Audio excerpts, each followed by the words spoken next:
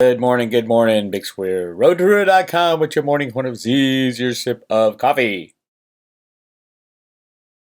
With my horn of Z's mug, Road to Ruda. I need to get more of these made. We gave out like 20 of them a while ago, and everybody loves them. They're great mugs. Let's talk about Road to Ruda today. The battle I've been fighting for 20 years.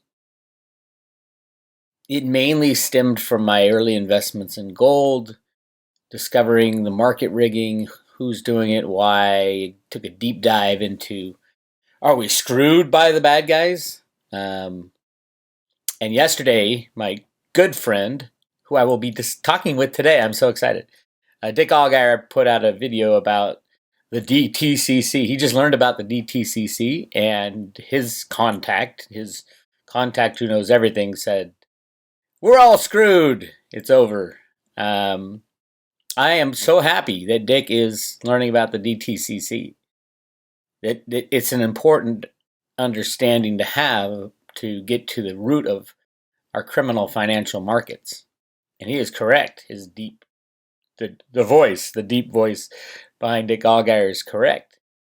He's not correct in that we can't do anything about it. I've been 20 years in the battle with the DTCC, and we have done a lot to slow it down. We haven't removed the criminality yet, but we've exposed a lot of it. We continue to expose a lot of it. It's the biggest reason I fight these crypto exchanges. We don't want what happened to the old system to happen to the new system, and there are ways to fight that. So I am not one to say, when someone shows me something that is completely fraudulent, criminal, and behind the scenes, I'm not one to say, oh, there's nothing we can do about it. This is the way the world works. I don't believe in that. So I've been fighting it ever since. 20 years battle, no problem. There have been many victories and many losses in that battle. And the reality is the fight between freedom and not freedom, freedom and control, there's never going to be a clear winner in that fight. But the more you fight for freedom, the better chance you have for freedom to leak through and come back into our system. We were never completely free, and we never will be. Just like we were never completely taken over, and we never will be. The question is, which side are we going to lean on? Which side do we lean to as we go through life? That's life. You can have good, bad, evil, and greatness, you name it, the yin and the yang of life. And it's going to continue that way. So I'm fighting for the good side, for the freedom side, for the exposure of the criminals. And when someone shows me something like the DTCC, which I was shown over 20 years ago now, I'm not going to sit on my ass, and I'm going to stand up and fight. And that's what I'll be discussing with my friend Dick Allgaier today. One, we'll discuss the DTCC. I think he's got some of his facts wrong, but we'll clear that up quickly. But who are they? Is there a they? What is the role of the DTCC? Where does the criminality come in? And can we fight and defeat it? I believe we can, and I have been working on it, and we've made some huge strides. And it's obviously not just me. There's a lot of people. Patrick Byrne was one of the leaders back in the early 2000s in that fight. So no, Dick, my take is they can be defeated. They don't just give up your power so quickly. It's been difficult 20 years. And I'm happy at any time to talk to anybody about the DTCC, because I've studied it for 20 years and I fought it for 20 years. And so we're going to be talking about that, and I'll post it. We're going to both post it on our sites. I'm real excited about it. And I'm excited that Dick is coming down that rabbit hole of the DTCC. I checked on Road to Ruda and to see how many articles I've written on the DTCC, over 60 in the past 10 years. And then a lot with Bill Murphy on the Metropole Cafe. So I would say I've written over 100 articles on this subject, and it's a big one. It's the guts of market manipulation, fraud, and the power of the banking cabal to control market prices, thus ultimately control the power of the dollar, where they get their power. And that is what we're taking away. So I'll get to more. I'll actually talk more about that in 1 second. But I guess this is the fun day because a lot of people coming to me about this interview that Sarah Westall did with this guy, Kent Lewis. Now, this is not new information, first of all.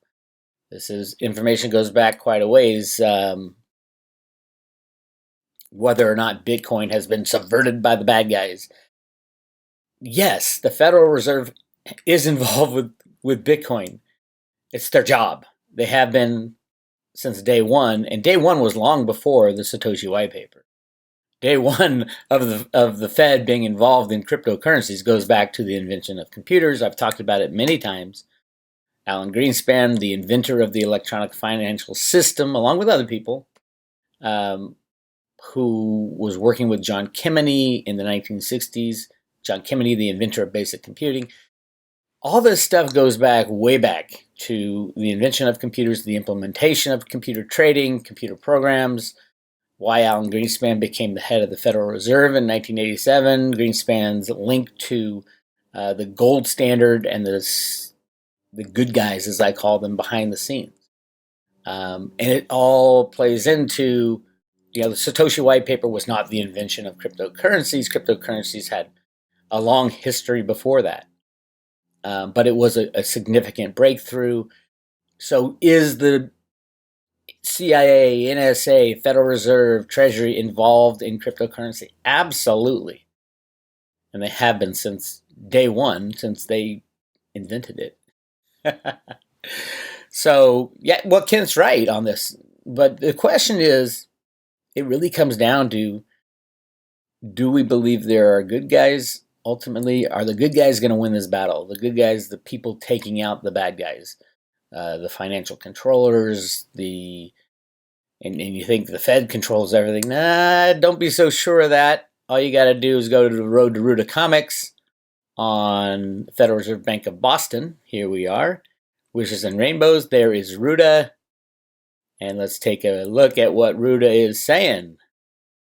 I just flip forward to page, right here, page 3. Ruta starts talking about, why don't we go back under a gold standard, Grandma?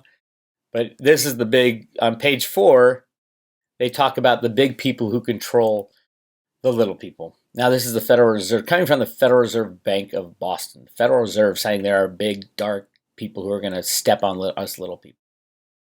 And Ruta says, why can't we go back onto a gold standard? And Ruta's mother, who is Arthur Burns, the head of the Fed, said, because people who live in Colorland, which is the gold standard, are very big, with capital, bold B, and might accidentally step on any pebble person who visits.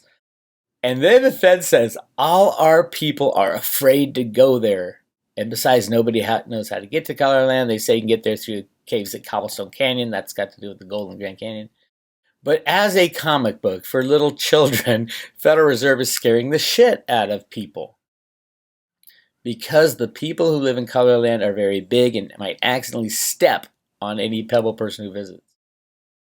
And the Fed says, all our people are afraid to go there. And then Ruta says, I'm not afraid, Grandma. I often play in those caves. Someday I will bring Colorland back.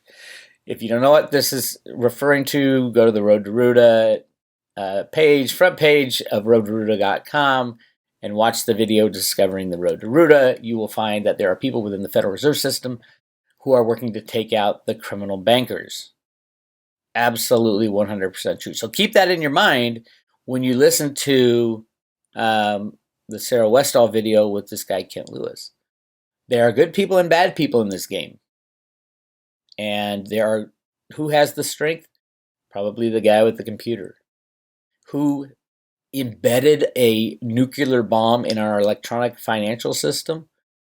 Alan Greenspan with the deregulation of derivatives, the multi-quadrillion dollar bomb within the electronic monetary system.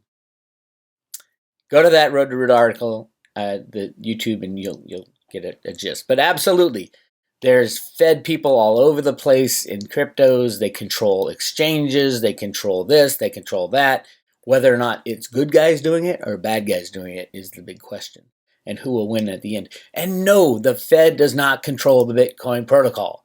Nobody does. Even if they control all the core developers. They don't control all of them, but they control a significant point. It's not the Fed either. It's people within the Fed. But no, there's nothing wrong with Bitcoin. It's open source software. Not even Satoshi Nakamoto can stop it. Nobody can stop it. No, read my lips. Nobody can stop it. That's what decentralization means. So if the Fed controls everything around Bitcoin, they still don't control Bitcoin. It's open source software that we can all see, and even where are you going to get the next FUD, right? It's like there's always going to be something in your head that says, "Oh, I shouldn't have invested in Bitcoin. They're going to control it. They're going to lock us up in the digital system, and we can't do anything." Remember, in decentralized and truly decentralized cryptocurrencies, which there are a few, there's not many, but in truly decentralized one, it doesn't matter who invented it. It doesn't matter nobody controls it. Nobody controls Bitcoin, the Bitcoin protocol. Yes, even the core developers can't control it, because as soon as they put out some kind of bug in a new version of the software, people are going to jump up and down and say, "No, that's not it. What are you doing? What are you doing?" And it exposes a light on it. And if need be, they'll fork that off and go somewhere else. And everybody will go to the more decentralized one. But it's not going to happen because there are so many eyes on the core Bitcoin protocol now. And smart eyes on the good side. And yes, they would love to control it. But once decentralization ends in Bitcoin, in the Bitcoin software, in the protocol, when you're mining and all that, the whole protocol, Satoshi couldn't stop it. The US government can't stop it. The banking cabal can't stop it. The Fed can't stop it. So this is a very misleading title. The Fed controls Bitcoin. They do not control Bitcoin. They control things around Bitcoin. They can control Coinbase and the digital currency group and all the machinery around it, but they don't control Bitcoin. It's an open source software. You can look at it yourself. Even the miners don't control Bitcoin. People say, "Oh, they can be 51% attack it because China has so much mining power." Well, try it. Go ahead and try it. See how that goes for you. Listen to Andreas Antonopoulos about what if all the people in China who are mining collude and to get 51%. First, it will be a massively costly endeavor. Secondly, it will take a while. Third, we'll just fork it off. Anybody who wants to follow the centralized 51% attack fork can go that way. Everybody else can go this way. This is the new decentralized Bitcoin. So, no. The Fed is involved? Absolutely. Does it control the Bitcoin protocol and blockchain? No, it does not. And check out Cliff's data. Cliff's data has Bitcoin going out for the next 100 years. It is the future of money. There's nothing anybody can do about it. The cat is out of that bag. Now, yes, it's important. Kent is doing a great job exposing Fed involvement and people involvement. Don't assume Fed is automatically bad, just like I don't assume the Fed is automatically good. I have exposed a lot about the Fed working to destroy the old system and start something new for the betterment of humanity. I'm not saying everybody in the Fed, obviously. There's 5,000-6,000 people who work for the Federal Reserve System, and I would say maybe a handful are the dark evil ones. But they're not control anymore. It's the good guys. And don't forget, nothing is all powerful, especially in the United States, especially the Federal Reserve. The Federal Reserve can end tomorrow. Congress can sign a law saying you are over. It is over. It is done. That's what they wrote on the new $100 bill. That's why there's that gold ink pen or inkwell with the pen in it. Read my analysis of that. We, the people, who supposedly control Congress, can tell Congress, hey, do what Ron Paul said. End the Fed tomorrow. And poof, they're gone. So no, the Fed is not all powerful. Not at all. It can be destroyed by the people of the United States. It's up to us. So don't be defeatist. Don't say, oh, we're screwed because the Fed's in charge. If you want it changed, it's up to you to fight for that change. I hope that makes sense. But definitely listen to this interview. Sarah's awesome. Kent is awesome. And then they get into Agenda 2021 and 2030, which I have looked at as well. You look at it on the surface. This is the UN saying, "Oh, here's 17 goals for sustainable development," and a lot of these goals are kind of like OAC type goals. They're just pie in the sky. But people say, "Okay, this is what the UN's doing to us. So how are they going to do it? They're going to kill us through depopulation. They're going to steal our property rights and all this stuff." Now there's good and bad. Again, good and bad, left and right. Here's the 17 goals. No poverty. You can't disagree with that. Zero hunger. I mean, all this stuff, it's hard to disagree with because they're lofty goals, but then they get into specifics of how it's going to be done. And then the conspiracy side says, oh my God, the only way to fulfill all these 17 goals would be to destroy life as we know it here on Earth. That's true to a point. But let me read the goals. No poverty, zero hunger, good health and well-being for all people in the world, quality education, gender equality, clean water and sanitation, affordable clean energy, decent work and economic growth, industry, innovation, and infrastructure, reduced inequality, sustainable cities and communities, responsible consumption, production, climate action, life below water, life on land, peace and justice, and strong institutions, partnerships for the goals. That is Agenda 30. Those are the goals of Agenda 30. Completely unattainable.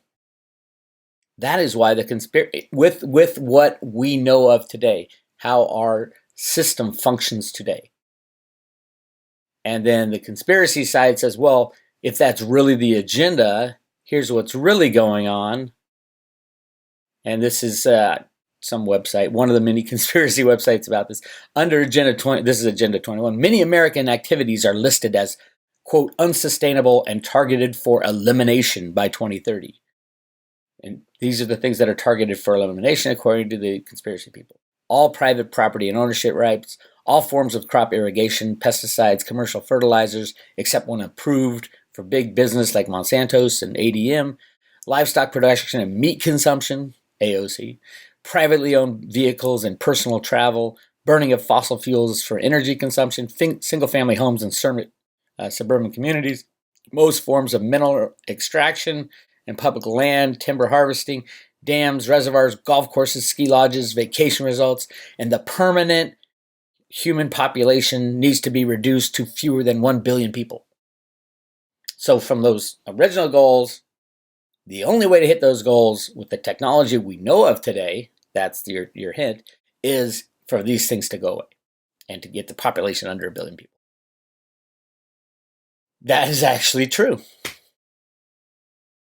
If we stay in the same mindset and have the same technology today that we will have in the future. And that's where I think the good guys are planning something much bigger. We've known how to make zero cost energy for over 100 years. Free energy has been withheld from humanity. Most of these things here can be solved if you present the world with free energy. So much of this can be fixed. So much of our economy is built upon this insane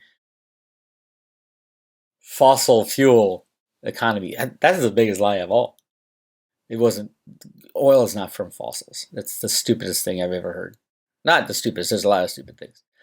But if you release new technologies, for example, zero-point energy, magnetic energy, pulling out the hydrogen from H2O is the one I love. All this stuff is doable. Most of the stuff right here is very doable.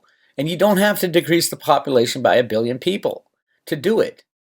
I mean, that whole decrease the population thing came from, to hit these goals, you can't do it with that many people. Unless you have free energy, and then of course you can hit most of them. And there's other secret technologies that we have no idea have been already invented and could be introduced at any time we want to change the old system. And what's the best time to do it? When the monetary system collapses. Do we have replicators yet? I don't think that we have created ourselves, but we could get them from other people, other entities, probably. I mean, replicators are probably 50 years out. But what would a replicator do to all this stuff? No poverty. There would be no, you have a replicator, you take energy, you create atoms, you create molecules, you create the whatever you're looking for, a cheeseburger. It all comes down to energy can be put together in a certain way to create a cheeseburger because that's what God does anyway, right? All the cheeseburger is certain molecules put together in a certain way. And if humans can figure out how to do that, we can end poverty. There'd be no hunger. Good health and well-being, there's so many. Obviously, if you're in the healthcare conspiracy side, you know there's so many cures for diseases and illnesses that are forced upon us anyway. If we clean up that crap, yes, we can have great health, quality education. we have that online now. We could, if you get the people out of Google and YouTube and all that, everybody could have any education they want. The amazing thing is, when I was a kid, if you wanted to get smarter, you had to go to the library. And you had to hope that the library had a certain book with a certain information that you wanted to learn. It was so time consuming to get smart back in the day. Now, you don't even have to keep it in your head anymore. It's on your phone. So quality education can be just walking around with your cell phone saying, hey, you want to know something? I want to learn about what is quality education right now. I could just go to my phone, look up. What would you call quality education? Things like that. The world has changed and will continue to change. So yes, all this stuff can be done, but the thing we need to do is get rid of those people who control us. Get rid of the people who hold us back, hold all this technology back. The amount of secret technology within the US government and the secret space program, yes, I have night vision goggles. I've seen squadrons flying around up in the upper atmosphere, zooming off into space. And if you think that's crazy talk, you're living in the Stone Ages. Get yourself some night vision goggles and welcome to the new world. Catherine Austin Fitts calls it, or Cliff, the breakaway civilization. There's a whole new thing going on that they don't tell us about. None of us. And that's what they use a lot of that money they create out of thin air and don't tell anybody that it's created. Money is not an issue when you get up at that height. So yeah. But here, let me scare all you Litecoin guys. UN Agenda 2030 was presented at the Litecoin Summit. They presented at the Litecoin Summit in 2018. You don't think Litecoin is planned for our future? Check this out. Well, during this live broadcast, they brought this group of people actually up on stage from the United Nations, and again, it's nowhere actually here on the schedule. From the United Nations, represented Agenda 21 and Sustainable Development Growth on the stage to represent the Litecoin Foundation, Litecoin conference or summit, but they're recognizing blockchain in the world and the kind of changes and benefit it's going to have towards moving forwards into going forwards into the next years and beyond, right? And I have a couple pictures. That's why I'm doing this in the first place, because I had no way to get this across. Here is a picture that I took actually from the audience. That's the end of the Litecoin Summit. There's the UN. The very last thing wasn't even on the program. UN Agenda 2030 was discussed, and people signing a big poster and things. You can be able to see this lady. She's giving the presentation about how great this is, blah, blah, blah. I'm not sure who this guy is. In the background, you can see Amy Brockwell. She's back there. This guy is from the Bad Crypto podcast group, and as was he. That was nice. And you can also see Charlie Lee back there. Off to the right, you can see this little canvas covered up. And that's what I wanted to get to. And here it is, the canvas has been uncovered. You really can't see it very well. And they had everybody come up with some sort of a pen, right? Marker, Sharpie marker, and they actually all signed it to represent their commitment behind Agenda 21. Super freaking weird. And I'm going to zoom on this a little bit so you can kind of see what it says. Okay, this says SDG, Sustainable Development Growth Earth Ambassadors presents. It says, after combing the world for over sustainable technologies and collaborating with peacemakers on the globe, the SDG Block Fund is a movement that has many working parts and partnerships organized on the highest levels to see us through these earth changes. And when they say earth changes, what do they mean? Global warming? Are they referring to the,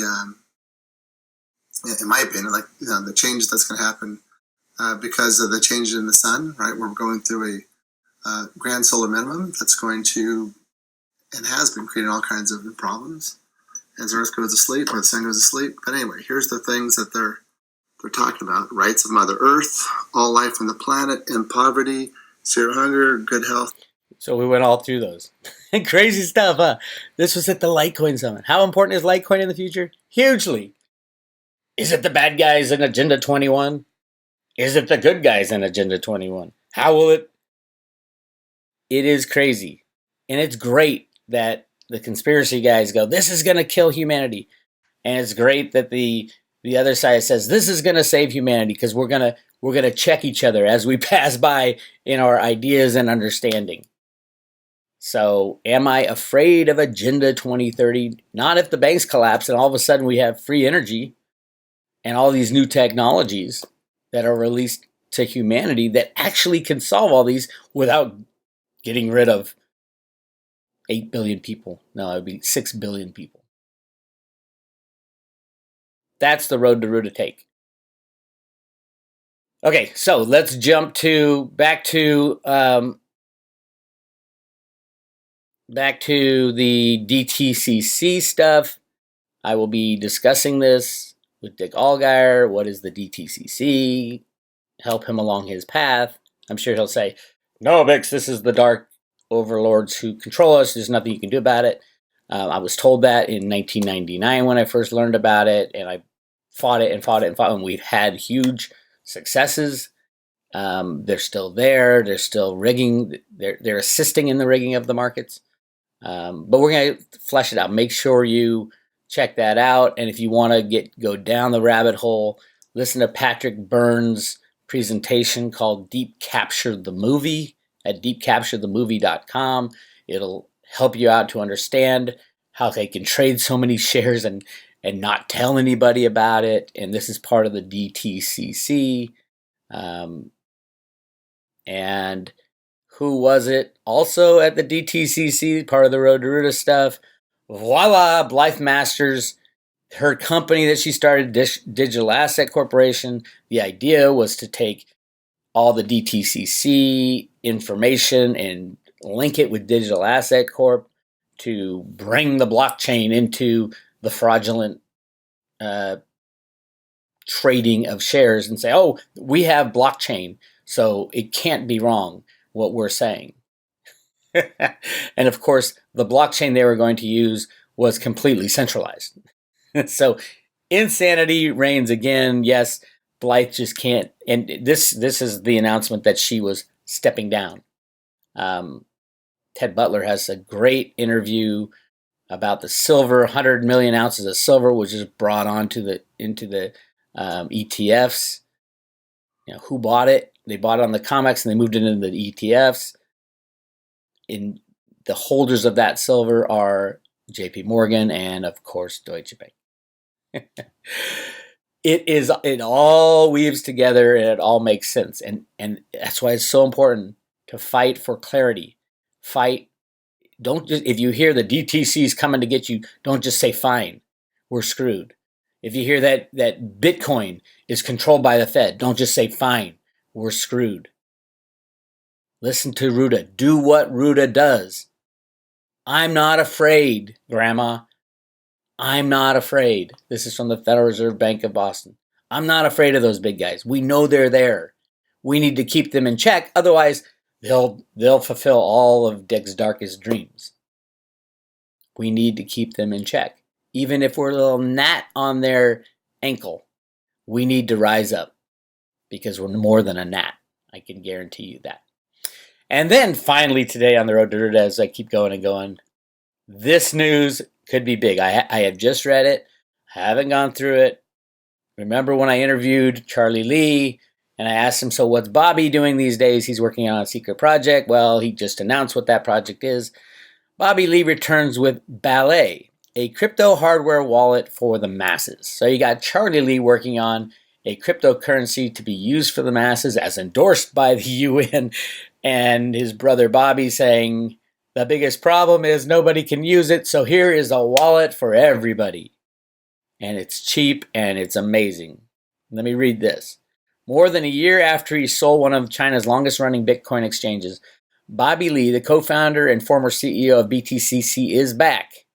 Announced Thursday at CoinDesk Invest Asia event in Singapore, Lee's new venture Ballet is rolling out a hardware wallet supporting multiple cryptocurrencies. To differentiate its product and spur adoption outside of crypto circles, Ballet will generate public addresses and private keys for users in advance. That's pretty cool because you're going to need a lot of different public addresses because you don't want your stuff tracked. Lee believes this design will make it easier for people who have no exposure to cryptos to get their hands-on experience with the asset without having to go through the setup process most hardware wallets require. We wanted to create a wallet that is simple and elegant, and that's what we've done. Handheld. The wallet, also dubbed Ballet, is a piece of metal the size of a credit card that prints a QR code associated with the cryptocurrency wallet address set up by Lee's firm. On each wallet, beneath the QR code, there is a string of printed encryption code. At the bottom of the card, there's another string of encryption code that's coded, which a user must scratch off in order to see. Only a combination of the two through Ballet's iOS and Android app, also launched on Thursday, will allow the user to see the private key, which will be the same key to access all cryptos on different blockchains that Ballet supports. I've been working on this hard since January of last year, Lee said in his presentation. We've gone through 6 iterations of this hardware wallet design. Currently, the firm's product supports native cryptocurrencies on the Bitcoin, Litecoin, XRP, and Ethereum networks, as well as tokens that have been issued on specific blockchains, such as ERC20 tokens, which covers a hell of a lot of cryptos. Low price. To further the goal of fostering mass adoption, Lee said the pre-order price of Ballet will be $29, less than what existing hardware wallets with more advanced cold storage security measures cost. The company now eyes October for shipment, taking in pre-orders. In a fireside chat on Thursday's event, Lee said the project started in late December and has raised an undisclosed amount of capital in seed round backed by Ribbit, a venture capital firm that has invested in cryptocurrency exchange Coinbase. Lee said Ballet has 20 staffers worldwide with a global headquarters in Las Vegas. Ooh, guess who will be at the Litecoin Summit, I would assume. The company does have a pre-set up for each wallet being sold to generate blockchain addresses and the associated private keys, but Lee said the firm deletes the data after production. Well, there's some centralization. You got to trust Bobby Lee. We generated the keys for you in 2 locations, thousands of miles apart, he said. After that, we manufacture ourselves out of the process. Lee is mostly known for cryptocurrency industry for running BTCC, one of the earliest crypto exchanges in China. In January 2008, BTCC was sold. So, what does it mean? I don't know yet. I just read it. But it looks like a way to get cryptos in your pocket. Absolutely. I'm going to have to go through this one, and it's like walking around with your treasure. Now, I'm sure you don't want to keep all your cryptos in this thing. I don't know.